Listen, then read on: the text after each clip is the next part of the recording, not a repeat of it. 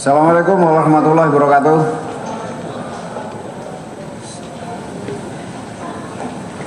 Pagi ini saya selaku Kabar Reskrim akan merilis atau membacakan hasil kegiatan penyelidikan dugaan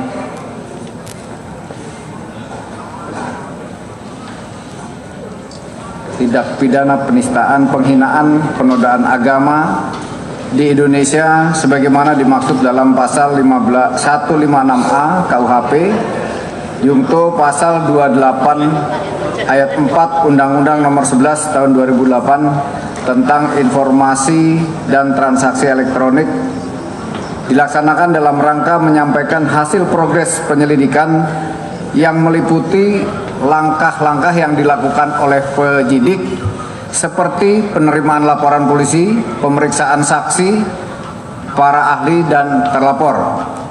Oleh karena itu, pada kesempatan ini akan disampaikan penanganan perkara tersebut sebagai berikut.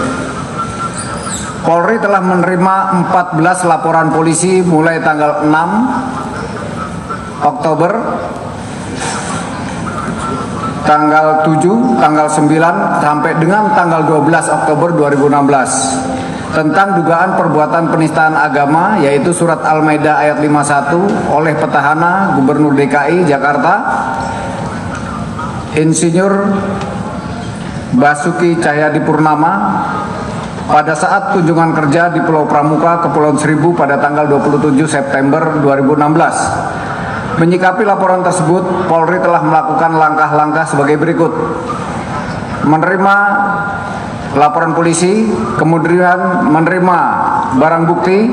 Mulai tanggal 10 Oktober 2016, Polri telah memulai melakukan langkah-langkah. 1. Melakukan pemeriksaan terhadap barang bukti video digital secara teknis laboratoris dan diperoleh kesimpulan bahwa video yang diserahkan tersebut dalam keadaan asli, dalam arti tidak terdapat tindakan editing, baik mengurangi atau memasukkan frame baru. Kemudian mengundang dan menginterview 29 orang saksi. 2 saksi dari pihak yang berkaitan dengan perkara ini, baik dari pelapor, terlapor, dan pihak-pihak lain, dinilai memiliki keterangan ataupun informasi yang relevan dengan perbuatan. Kemudian mengundang dan menginterview 39 orang ahli untuk mendapat keterangan dari 8 bidang keahlian, baik dari pelapor, terlapor, maupun dari Polri sendiri, yaitu ahli hukum pidana, ahli bahasa Indonesia, ahli agama, ahli psikologi, ahli antropologi, ahli digital forensik, dan ahli legal drafting. Kemudian dilaksanakan gelar perkara penyelidikan pada hari Selasa tanggal 15 November 2016 dimulai pada pukul 9.30 berakhir pada pukul 18 di Rupatama Mabes Polri dengan perkara terhadap dugaan tindak pidana penistaan, penghinaan, penodaan agama di Indonesia sebagaimana dimaksud pada pasal 156A KUHP Jungto pasal 28 ayat 2 Undang-Undang Nomor 11 Tahun 2008 tentang informasi dan transaksi elektronik. Hal tersebut dilaksanakan dalam rangka menyampaikan hasil proses penyelidikan yang meliputi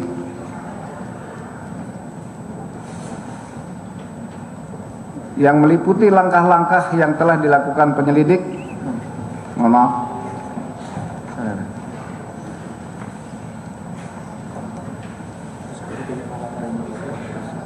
Seperti penerimaan laporan polisi, pemeriksaan saksi, kemudian saksi pelapor, para ahli dan terlapor. Dalam gelar perkara tersebut dilakukan pembahasan mengenai substansi dari hasil berita acara interview terhadap beberapa orang pelapor, saksi, para ahli, dan terlapor guna memberikan gambaran mengenai hasil yang diperoleh selama